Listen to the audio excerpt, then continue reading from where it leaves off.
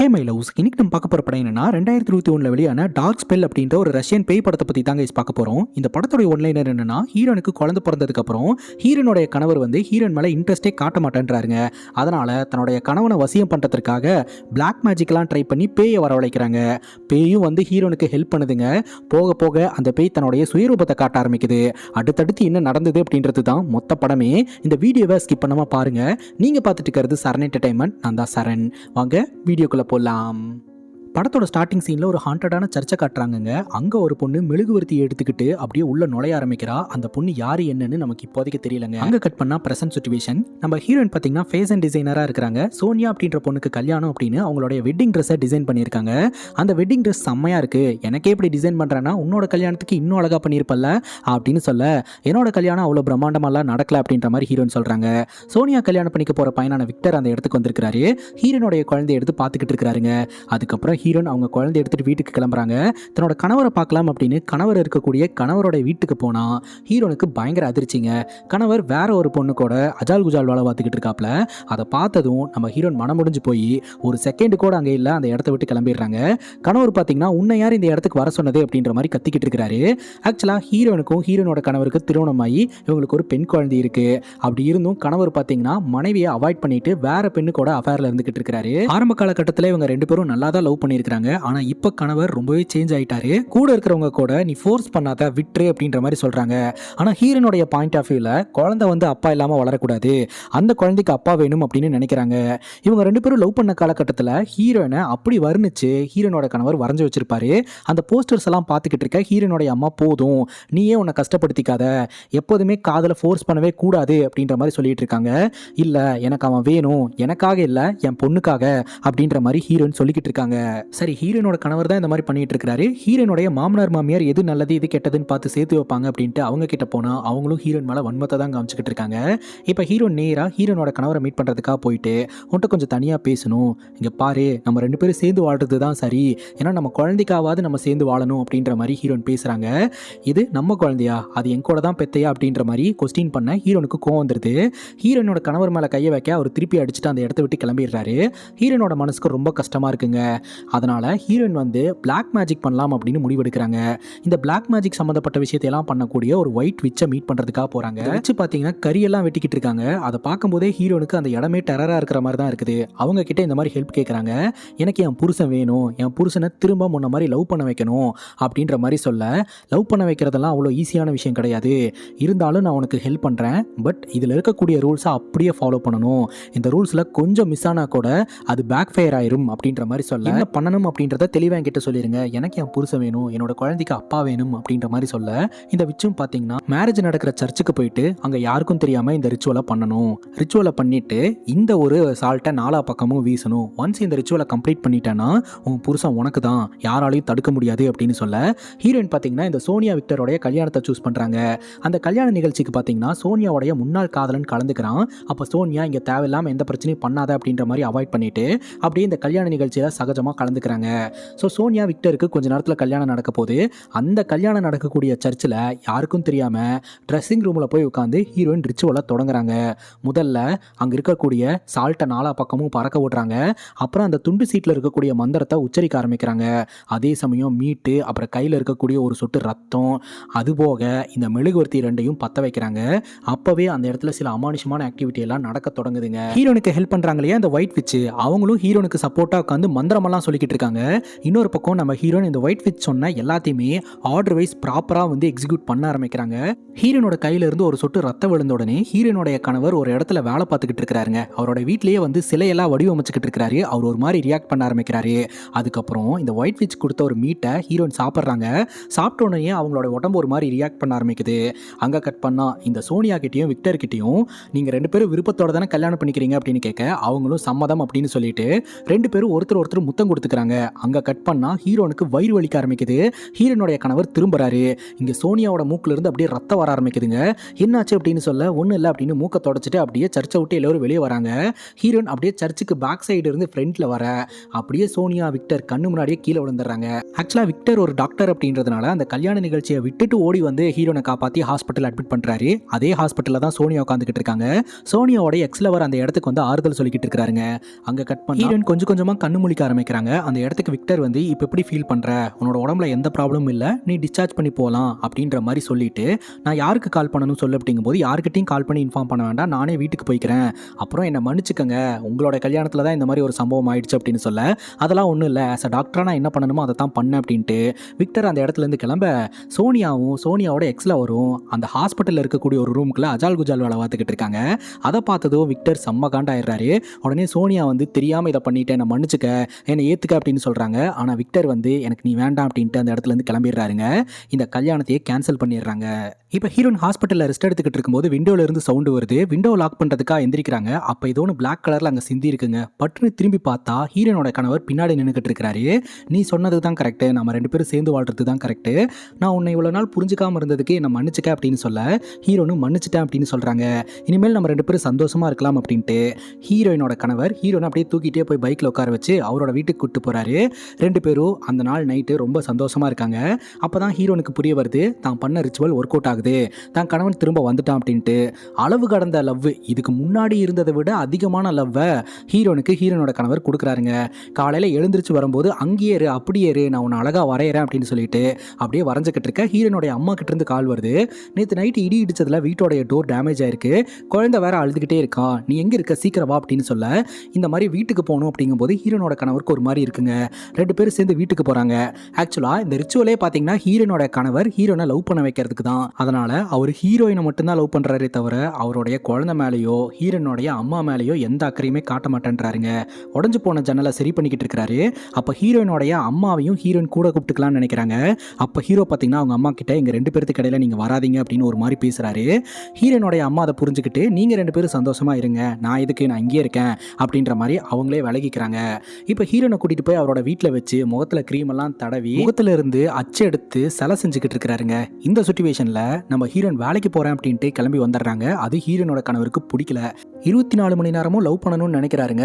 இப்போ சோனியா பார்த்தீங்கன்னா என்னோட கல்யாணமே நின்று போச்சு, இந்த ட்ரெஸ்ஸை வச்சுக்கோங்க, எனக்கு அமௌண்ட்டை ரீஃபண்ட் பண்ணுங்க அப்படின்ற மாதிரி கேட்டுட்டு இருக்காங்க. இப்போ ஹீரோன் ஒயிட் விச்சுக்கு கால் பண்ணி லவ் பண்ண சொன்னா இவன் ஓவரா லவ் பண்றானே அப்படின்ற விஷயத்தை கன்வே பண்ணலாம்னு நினைக்கும் போது ஒயிட் விச் பேசுறது ஒரு மாதிரி விசித்திரமா கேட்குதுங்க. திடீர்னு ஹீரோனுக்கு ஒரு மாதிரி வயிறு வலிக்க ஆரம்பிக்குது. அந்த நேரம் பார்த்து அவங்க ஒர்க் பண்ணிட்டு இருக்கிற துணிங்களுக்கு நடுவில் யாரோ ஒருத்தங்க நிற்கிற மாதிரி இருக்கு. அங்க யார் நிற்கிறாங்கன்னு பார்க்கறதுக்காக ஹீரோயின் கிட்ட வராங்க. பார்த்தா உண்மையிலேயே அந்த இடத்துல யாரோ ஒருத்தங்க நின்றுக்கிட்டு இருக்காங்க. அது யாரு அப்படின்னு டச் பண்ணா அவங்க டக்குன்னு நம்ம ஹீரோனை கொல்றதுக்கு முயற்சி பண்றாங்க. பார்க்க பேய் மாதிரி இருக்காங்க. டக்குன்னு பார்த்தா அந்த உருவத்தை காணுங்க. அதுக்கப்புறம் ஹீரோயின் நார்மல் ஆயிடுறாங்க. அப்புறம் ஹீரோயின் வீட்டுக்கு வராங்க, அதாவது கணவர் வீட்டுக்கு வராங்க. வந்த உடனே தன்னோட குழந்தை எங்க அப்படின்னு சொல்லி தேட ஆரம்பிக்கிறாங்க. குழந்தை எங்கன்னே தெரியலங்க, அழுவுற சவுண்டு கேட்டுக்கிட்டு இருக்கு. பார்த்தா ஹீரோனோட கணவர் ஒரு பக்கம் ஹீரோனுடைய முகத்தை அச்செடுத்தார் இல்லையா, அதை வச்சு சிலை செஞ்சுக்கிட்டு இருக்காரு. ஹீரோனோட குழந்தைய எங்கேயோ போட்டு வச்சிருக்காரு. சுத்தமாக குழந்தைய கேர் பண்ணிக்கவே இல்லை. இதை பார்த்து ஹீரோயின் பயந்து போயிடுறாங்க. ஸோ ஹீரோனோட கணவர் ஹீரோயின் மேலே மட்டும்தான் அன்பை காமிச்சிக்கிட்டு இருக்கிறாரே தவிர குழந்தை மேலே அன்பை காட்டவே மாட்டேன்றாரு. இந்த ரிச்சுவல் ஹீரோயினோட கணவரை காதலிக்க வைக்கிறது மட்டும்தான். ஸோ அதனால் அது மட்டும்தான் ஒர்க் அவுட் ஆகுது அப்படின்னு ஹீரோயின் ரொம்பவே பயப்பட ஆரம்பிக்கிறாங்க. இப்போ ஹீரோயின் வழக்கம் போல் வேலைக்கு கிளம்பி வந்துட்டாங்க. அவங்க ஒர்க் பண்ணிக்கிட்டு இருக்கும்போதே அந்த இடத்துக்கு விக்டர் வந்திருக்கிறாருங்க. விக்டரும் பார்த்தீங்கன்னா கல்யாணம் நின்று போனதுனால என்னோட கோட்டை நான் ரிட்டர்ன் பண்ணுறேன், எனக்கு அமௌண்ட்டை ரீஃபண்ட் பண்ணிடுங்க அப்படின்ற மாதிரி சொல்ல ஹீரோனும் அதுக்கான ஏற்பாடுலாம் பண்ணுறாங்க. அதுக்கப்புறம் ஹீரோயின் கூட அப்படியே பேசிக்கிட்டே உடம்பு எப்படி இருக்குது அப்படின்ட்டு நகர்ந்து போக ஆரம்பிக்கிறாங்க. அங்கே இருக்கக்கூடிய ஒரு ட்ரெஸ்ஸை பார்த்து இதெல்லாம் நீ தான் வடிவமைச்சியா, உண்மையிலே நல்லா இருக்கு அப்படின்னு சொல்லி பேசிட்டு ஹீரோனோட கையை பிடிக்கிறாரு.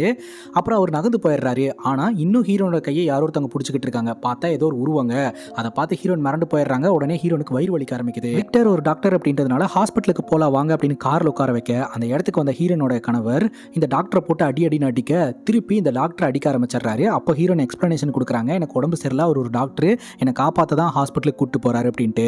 இப்போ உனக்கு புரிஞ்சுதா அப்படின்னு கேட்க ஹீரோனோட கணவர் புரிஞ்சுது அப்படின்றாரு. கிட்ட எடுத்து கொடுத்துட்டு விக்டர் அந்த இடத்துல இருந்து கிளம்பி போயிடுறாரு. ஹீரோனோட கணவர் என்னை மன்னிச்சுக்க, வேற ஒரு பையன் கூட உன்னை பார்த்ததும் எனக்கு ஓவரா பொசசிவ்னஸ் ஆயிடுச்சு, அதனால தான் இப்படி பிஹேவ் பண்ணேன் அப்படின்னு சொல்ல சரி பரவாயில்ல விடு அப்படின்னு ஹீரோயின் சொல்லிடுறாங்க.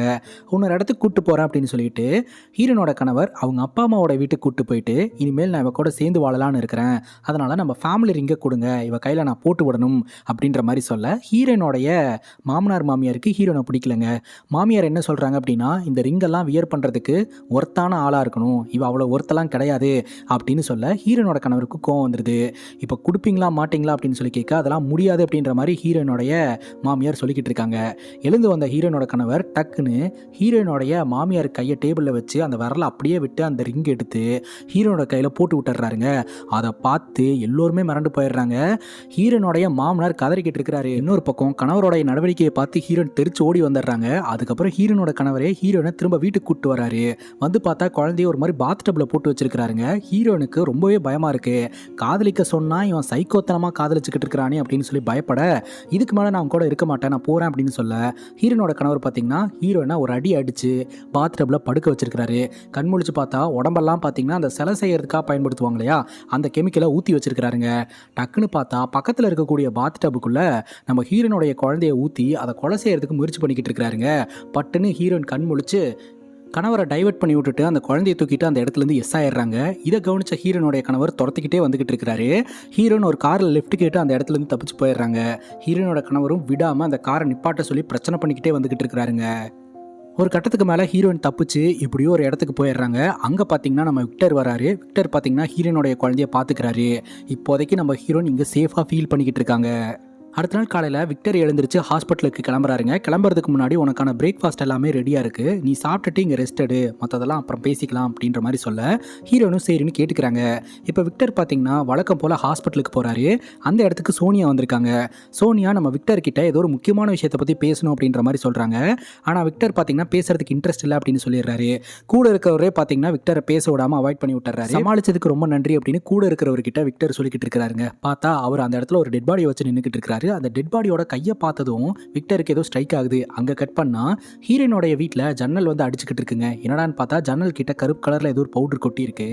இப்போ ஹீரோயின் விக்டரோட வீட்டில் தான் இருந்துகிட்டு இருக்காங்க. விக்டர் வீட்டுக்குள்ளேயே ஏதோ ஒரு அமானுஷமான சத்தமெல்லாம் கேட்டுக்கிட்டு இருக்கு. என்னன்னு பார்த்தா அந்த இடத்துல ஒரு உருவங்க. அதை பார்த்து ஹீரோயின் மிரண்டு ஓட ஆரம்பிக்கிறாங்க. டக்குன்னு அந்த இடத்துக்கு விக்டர் வந்து ஒன்றும் இல்லைன்னு சமாதானப்படுத்திட்டு ஒரு முக்கியமான விஷயத்த சொல்கிறாரு. ஆக்சுவலாக ஹீரோனுடைய கணவர் இறந்துட்டதா. அந்த இடத்துக்கு போய் பார்த்தா ஹீரோனுடைய கணவர் இறந்து கிடக்கிறாரு. முகத்தில் பயங்கரமாக அடிபட்டிருக்கு.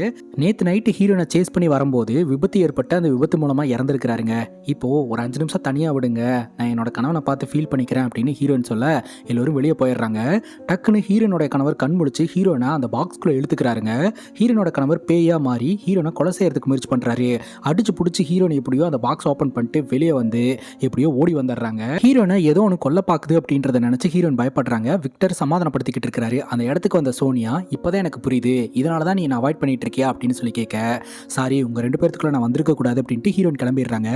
அப்ப விக்டர் பாத்தீங்கன்னா உனக்கு ஒன்று தெரியுமா, அவளுடைய கணவன் இறந்து போயிட்டா, அவளுக்கு ஆறுதலாக தான் நான் பேசிக்கிட்டு இருந்தேன் அப்படின்னு சொல்லிட்டு அந்த இடத்துல இருந்து விக்டர் வந்து ஹீரோனை கூப்பிட்டு கிளம்புறாருங்க. இப்போ ஹீரோயின் பார்த்தீங்கன்னா நான் சொல்றது உங்களுக்கு முட்டாள்தனமாக இருக்கும், இருந்தாலும் நான் சொல்கிறேன் அப்படின்னு சொல்லிட்டு ஹீரோனோட கணவரை லவ் பண்ணுறதுக்காக இந்த மாதிரி பிளாக் மேஜிக் பண்ண அப்படின்ற விஷயத்த சொல்லிட்டு அந்த ஒயிட் விச்சை மீட் பண்ணுறதுக்காக கூட்டிகிட்டு போகிறாங்க. என்ன ஒரு அமானுஷம் ஹண்ட் பண்ண பார்க்குது, என்னோட கணவரை லவ் பண்ண சொல்லியிருந்தேன், ஆனால் என்னோட கணவரே இப்போ இறந்து போயிட்டாரு, தொடர்ந்து அந்த அமானுஷமான விஷயம் என்னை துரத்திக்கிட்டே இருக்குது, தயவு செஞ்சு அதை வரவழைச்சு அதுக்கு என்ன வேணுன்றதை கேளுங்க அப்படின்னு சொல்ல இந்த ஒயிட் விச் என்ன சொல்கிறாங்கன்னா, இந்த மேரேஜ் ஃபங்க்ஷனில் தானே வச்சு இந்த ரிச்சுவல் பண்ணேன், அதனால் விக்டர் சோனியா இவங்களுக்கும் இதில் இன்வால்மெண்ட் இருக்குது அப்படின்னு நீ வந்து அந்த ரூம்குள்ளே இரு, நான் விக்டரை வச்சு எக்ஸ்பெரிமெண்ட்டை பண்ணுறேன், ரிச்சுவலை பண்ணுறேன் அப்படின்னு ரிச்சுவல் பண்ணிகிட்டு இருக்க அந்த ரூம்குள்ளே இந்த ஒயிட் விச்சோடைய அம்மா நம்ம ஹீரோனை அப்படியே பார்த்துக்கிட்டே இருக்கிறாங்க. திடீர்னு அவங்க காணாமல் போயிடுறாங்க. இந்த ஒயிட் விச் ரிச்சுவலை பண்ண ஆரம்பிச்ச உடனே பார்த்தீங்கன்னா விக்டரோட உடம்புக்குள்ள அந்த ஆன்மா வருதுங்க. எனக்கு என்ன வேணும், எதுக்கு அவளை தொந்தரவு பண்ணிட்டு இருக்க அப்படின்னு கேட்க, எனக்கு அவளோட உயிர் வேணும் அப்படின்னு சொல்லுதுங்க. உயிரெலாம் தர முடியாது அப்படின்னு சொல்ல அவள் தரேன் ப்ராமிஸ் பண்ணியிருக்கா. அந்த 2 மெழுகுவர்த்தியில் ஒரு மெழுகுவர்த்தி சோலுக்கான மெழுகுவர்த்தி தான், ஸோ கொடுத்த வாக்க அவள் காப்பாற்றி ஆகணும், இல்லாட்டி நானே எடுத்துப்பேன் அப்படின்னு சொல்லிட்டு ஹீரோனை கொலை பண்ணுறதுக்காக கிட்ட போது டக்குன்னு இந்த விச்சோடைய அம்மா வந்து மந்திரக்கோலெல்லாம் காமிச்சு மந்திரமெல்லாம் சொல்கிறாங்க. டக்குன்னு அந்த ஆன்மா வெளியே போயிருதுங்க. விக்டர் நார்மல் ஆயிடுறாரு. ஸோ இப்போது நம்ம விச்சோடைய அம்மா இருந்ததுனால இவங்க தப்பிச்சிட்டாங்க. இது டெம்பரரி மட்டும்தான், மீண்டும் அந்த பேய் நம்ம ஹீரோனை தேடி வரும். ஸோ சோலை எடுக்கிற வரைக்கும் இவங்களை எல்லாத்தையுமே தொந்தரவு பண்ணும் அப்படின்றது தெரிய வருதுங்க. இப்போ சோனியா பார்க்கறதுக்காக எக்ஸ்லவர் வந்திருக்கிறான். அப்போ கரெக்டாக விக்டர் அந்த இடத்துக்கு வந்து சோனியா கிட்ட 5 நிமிஷம் பேசணும் அப்படின்னு சொல்லிட்டு இந்த மாதிரி நம்ம 2 பேரத்தோட கல்யாண ஃபங்க்ஷனில் வச்சு தான் ஹீரோன் இந்த மாதிரி ஒரு ரிச்சுவலை பண்ணியிருக்கிறா, அதனால தான் இந்த மாதிரிலாம் நடந்துக்கிட்டு இருக்கு அப்படின்றத சொல்கிறாருங்க. இன்னொரு பக்கம் ஹீரோன் எப்படியாவது காப்பாற்றிடணும் அப்படின்ற எண்ணத்தில் இந்த ஒயிட் விச்சு சர்ச்சில் போயிட்டு சில ரிச்சுவல்லாம் பண்ணிக்கிட்டு இருக்காங்க. பட் அதெல்லாம் எதுவுமே ஒர்க் அவுட் ஆக மாட்டேங்குது. காட்டிடுங்க. அப்போ தான் பார்த்தீங்கன்னா விச்சோடைய அம்மா ஹீரோயின் கிட்ட சொல்கிறாங்க, என் பொண்ணு இப்போ தான் அந்த பிளாக் மேஜிக்லாம் கற்றுக்கிட்டு இருக்கா, அவளை நம்பி இப்பேற்பட்ட விஷயத்தில் இறங்கி உன் புருஷனையும் நீ இழந்துட்ட, அது உன்னோட சோலை எடுக்காமல் விடாது, தொந்தரவு பண்ணிகிட்டே தான் இருக்கும் அப்படின்ற மாதிரி சொல்ல, இன்னொரு பக்கம் இந்த சோனியாவையும் பார்த்தீங்கன்னா அந்த பேய் பயன்படுத்திக்கிட்டு இருக்குது. சோனியாவும் மிரண்டு போயிடுறாங்க. ஸோ இந்த ஒரு சம்பவத்தில் ஈடுபட்ட நம்ம ஹீரோயின், விக்டர் மற்றும் சோனியா, ஏன்னா அவங்க 2 பேர்த்தோடைய கல்யாண ஃபங்க்ஷனில் தானே இது நடந்திருக்குது. ஸோ இந்த சம்பவத்தில் ஈடுபட்ட எல்லோருமே ஒன்றா சேர்ந்து ப்ரேயர் பண்ணி பார்ப்போம், இதன் மூலமாக ஏதாவது நடக்குதான்னு பார்ப்போம் அப்படின்ற மாதிரி விச்சோடைய அம்மா சொல்கிறாங்க. அதுக்கேற்ற மாதிரியே இந்த ரிச்சுவல்லாம் பண்ண ஆரம்பிக்கிறாங்க. பட்டுன்னு நம்ம சோனியா ஒரு மாதிரி ரியாக்ட் பண்ண ஆரம்பிக்கிறாங்க. இன்னொரு பக்கம் ஒரு வீட்டில் ஹீரோனுடைய அம்மாவும் குழந்தையும் இருக்காங்க. ஹீரோன் அவங்க குழந்தைய அவங்க அம்மா கிட்ட பார்த்துக்க சொல்லிட்டு வந்திருக்கிறாங்க. அவங்க ஒரு மாதிரி ரியாக்ட் பண்ண ஆரம்பிக்கிறாங்க. இந்த கதவு உடஞ்சது அப்படின்னு சொல்லிட்டு ஹீரோனோட கணவர் கதவை சரி பண்ணி வச்சிருந்தார் இல்லையா, அதில் இருக்கக்கூடிய ஆணி ஒன்றா கீழே விழுந்துகிட்டு இருக்குதுங்க. அதில் ஒரு ஆணியை ஹீரோனுடைய அம்மா எடுத்து பார்த்துக்கிட்டு இருக்காங்க. அங்கே கட் பண்ணால் இந்த சோனியா ஒரு மாதிரி ரியாக்ட் பண்ண ஆரம்பிக்கிறாங்க. ஆன்மா பார்த்தீங்கன்னா சோனியாவோட உடம்புக்குள்ளே பூந்துட்டு இவங்களெல்லாம் பயன்படுத்திக்கிட்டு இருக்கு. இப்போ நம்ம விச்சோடைய அம்மா அந்த மந்திரக்கோள் மந்திரமெல்லாம் சொல்லி எப்படியோ கண்ட்ரோலில் கொண்டு வந்துடுறாங்க.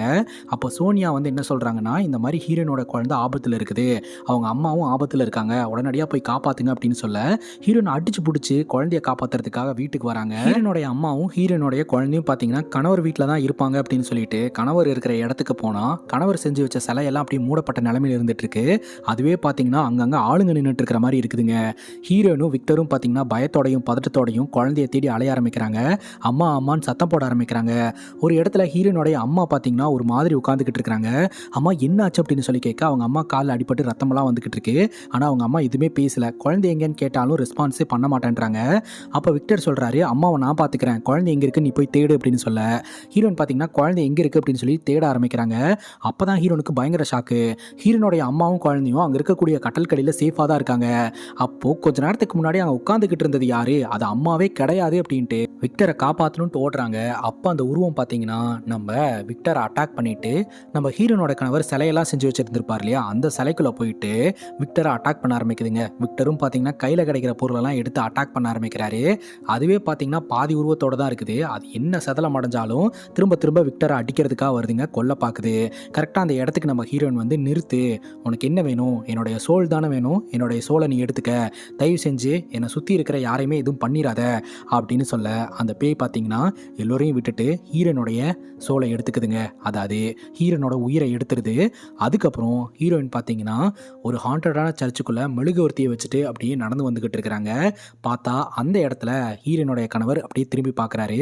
இதைத்தான் படத்தோட ஸ்டார்டிங் சீனில் பார்த்துருப்போம். ஒரு பொண்ணு வந்து சர்ச்சுக்குள்ளே மெழுகுவர்த்தி வச்சுட்டு நடந்து போகிற மாதிரியும் அங்கே யாரோ ஒருத்தங்களை மீட் பண்ணுற மாதிரியும். ஸோ அங்கே மீட் பண்ணுறது ஹீரோனுடைய கணவரை தான். இப்போது ஹீரோயினும் ஹீரோனோட கணவரும் ஆவிகள் உலகத்தில் சந்தோஷமாக வாழ்கிற மாதிரி காமிச்சு படத்தை கம்ப்ளீட் பண்ணுறாங்க. ஸோ இதே மாதிரி வேறு ஏதாவது படத்தை பற்றி பேசணும், இல்லை இதே மாதிரி ஹாலிவுட் மூவிஸ் எல்லாம் எக்ஸ்பிளைன் பண்ணால் நல்லாயிருக்கும் அப்படின்னு நினச்சிங்கன்னா சொல்லுங்கள், அதையும் பண்ணலாம். இதே மாதிரி வேறு ஒரு நல்ல வீடியோவில் வந்து சந்திக்கிறேன். Love you guys, take care and cheers.